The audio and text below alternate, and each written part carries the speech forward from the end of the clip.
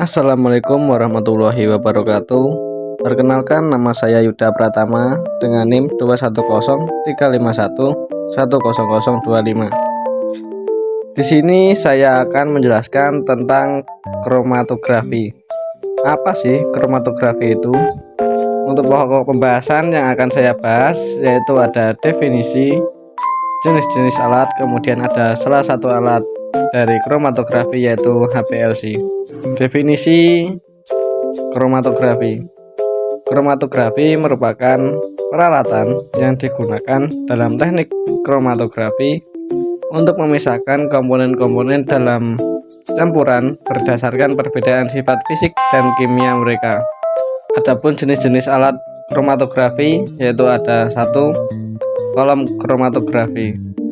Digunakan dalam kromatografi kolom di mana fase diam biasanya padat atau cair ditempatkan di dalam kolom, dan fase gerak biasanya cair atau gas mengalir melalui kolom tersebut. Kemudian ada kromatografi cair kinerja tinggi atau HPLC, menggunakan kolom berisi fase diam dan sistem pompa untuk mengalirkan fase gerak cair melalui kolom pada tekanan tinggi. Kemudian ada kromatografi gas atau GC, menggunakan gas sebagai fase gerak dan fase diam, biasanya berupa bahan padat atau cair yang tertanam dalam kolom. Kemudian ada kromatografi lapis tipis atau TLC, di mana memanfaatkan plat tipis yang dilapisi dengan lapisan fase diam.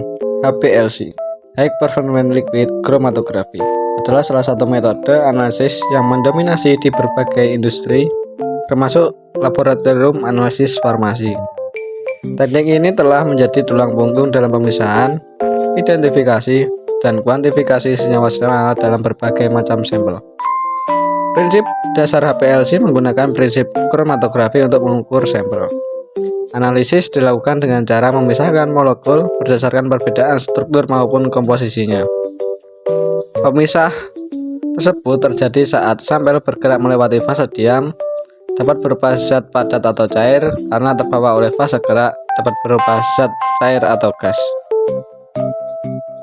Apa yang membedakan HPLC dengan metode kromatografi lainnya? HPLC menggunakan zat cair sebagai fase geraknya. Sampel yang telah dilarutkan dapat dipisahkan dan dihitung konsentrasi zat spesifik yang terkandung di dalamnya. Sebagai contoh, kandungan kafein dalam sampel minuman dapat diukur dengan HPLC berdasarkan afinitas kafein terhadap fase diam pada kolom yang digunakan. Diagram ini menunjukkan komponen utama yang terdapat pada HPLC.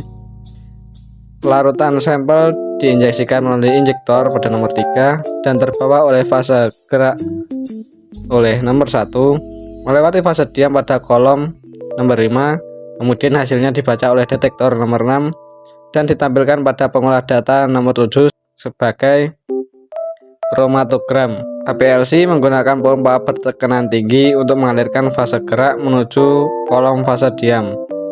Fase diam yang digunakan dalam HPLC dapat terdiri dari partikel dengan pori berukuran mikron, sehingga tekanan tinggi diperlukan agar fase gerak dan sampel dapat bergerak melewati pori tersebut. Penggunaan tekanan tinggi inilah menyebabkan metode ini dinamakan High Performance Liquid Chromatography, atau yang dulu disebut juga sebagai High Pressure Liquid Chromatography. Sekian, itu saja yang dapat saya sampaikan. Terima kasih. Wassalamualaikum warahmatullahi wabarakatuh.